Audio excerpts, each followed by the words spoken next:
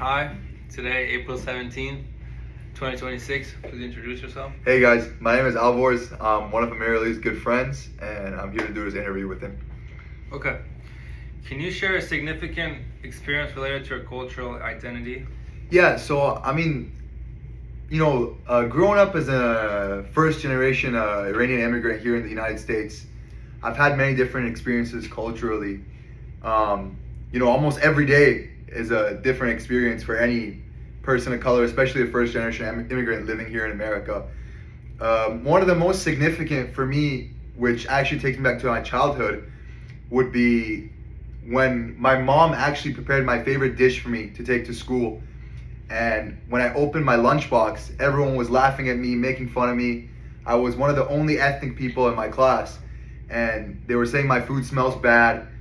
But this was a very close meal to my heart because it's what I'd grown up on, what my grandmother used to make back home.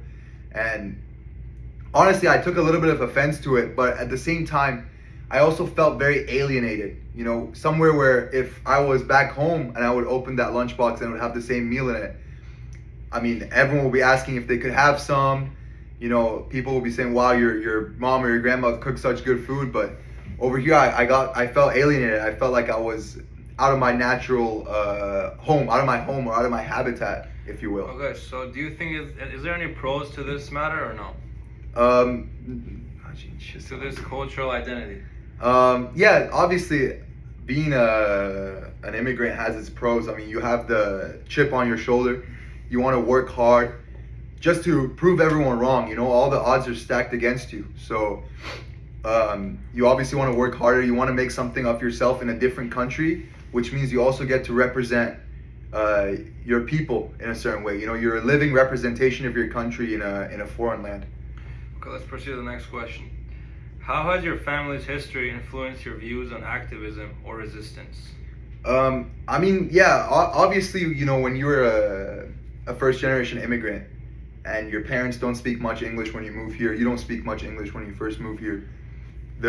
In terms of activism, there's always two sides of it, right? It's never black or white, and the reason for that is you kind of get lost in the fact of whether you want to embrace your new nationality of the country that you moved to, or you want to embrace your culture and your roots from your parents' side.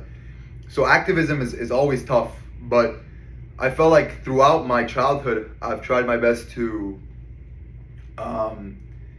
perhaps be more of a representation of my culture and what my culture is like. And with that, it means still supporting the injustice that's going on back home in the Middle East. Whether it's Western imperialism being forced on countries in the Middle East or the genocides that are going on. I won't get too political by naming them, but I've always tried to stand up against oppression. But at the same time, you have to watch the boundary because you don't want to cross that line as you are in a different country now. And with that always comes the fact of the question of people asking you, oh, if you love your country so much, and if you love the Middle East so much, why did you even move here in the first place? But I think there's definitely a fine line that still needs to be followed of not forgetting your roots, but at the same time assimilating into the new culture that you've moved into. Thank you for that. So if you want to describe activism in one word, what do you say? I think activism is standing up for justice. Standing up for justice. Yeah, throughout time, there's been many activist movements, especially in the United States, somewhere where it's so culturally diverse. Going all the way back to slavery, and then the Civil Rights Act, the oppression against Asian Americans, and today even we're seeing oppression, or after 9/11, the oppression that Middle Eastern people felt, and even today with the stuff that's going on with the whole immigration status of first generation immigrants, second generation immigrants. So being an activist is standing up for justice, in my opinion, in a time where speaking up for justice might be difficult. Okay, and then my third question is, have you faced any challenges in the workplace due to your ethnicity? Yeah, oh yeah, for sure. I think anyone who's of an ethnic background, especially especially if you have an accent. And I can speak on my parents' behalf for this. That they definitely felt oppression in the workplace, or they felt challenges in the workplace. Sorry, not oppression. And it's bound to happen. When you don't speak the language, when you're not used to certain cultural norms, it's difficult to assimilate into a new workplace. So I think some of the best examples, like I said, one would be the language barrier, having an accent. I think some of the cultural norms, for example, I think in America we have a strong workaholic culture that doesn't exist so much back home. It's much more laid back when you're where I'm from. So it's definitely different. Also, the hierarchy is a lot more bold in American workplaces. You always listen to your boss. What your boss says goes.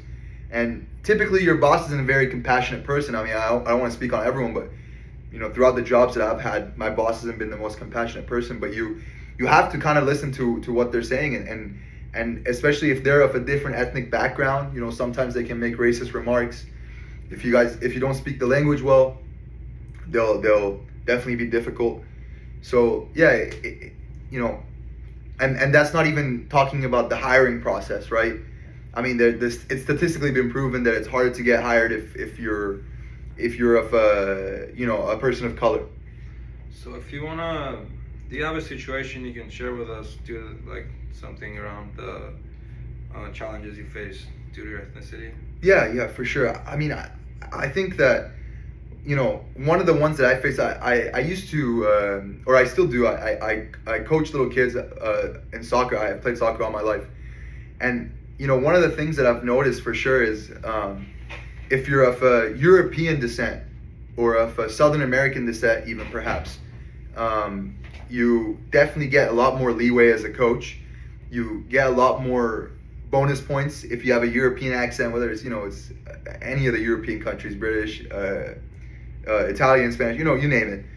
And for me, I mean, being a Middle Eastern person, even though my qualifications have been higher at times than other coaches, just because of their national or ethnic background, the job pendulum seems to swing their way more often than mine. Just and you have to take it with a grain of salt, because I'm sure that bosses do it, or the people that run these businesses do it for their reasons, for marketing reasons, obviously.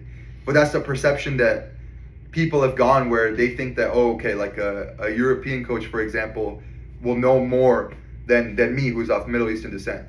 So yeah, I've definitely faced some challenges. Thank you. And then the fourth question is, in what ways do you think Asian Americans have contributed to social movements in the U.S.? I think Asian Americans, especially early on, and throughout different times of history in the United States, going back to Pearl Harbor, when we had the Red Scare, they've definitely faced their fair share of oppression, right? And it's very sad, because I think Asian Americans are some of the hardest working ethnic groups here in the United States. So that the Red Scare, and then with everything that happened during the Vietnam War, I think they've had a pretty bad reputation throughout time, sadly. When I don't think you can base anyone's personality or anyone's contribution to society just based on their ethnicity. So yeah, they've definitely had their fair share, and I relate to that. Although I'm not Asian American myself, I definitely relate to that struggle. Okay. And the last question is, how do you perceive the representation of Asian Americans in media today? I think Asian Americans in media, I mean, especially when you look at like movies, when you look at Hollywood, they're often still portrayed as the underdogs, perhaps, as a minority group that's easy to target, and that when you do racist things towards them, or say racist things towards them, they'll just take it. But that's not how it's supposed to be. That's not okay. I think perhaps their nature and their calm and laid back nature has resulted in them being easier to target for media. Whether it's through jokes or whether it's through serious racism, it is pretty sad how they're portrayed today. But I do think at the same time, their reputation has, or not reputation, the perception of them has since like significantly improved over time. So I think we've come a long way, but you know, it definitely does have some dark roots. But yeah. Okay. Thank you for answering my questions. Thank you so much for this interview, Amirali. Thank you. I hope you have a great rest Thank of your day. Goodbye.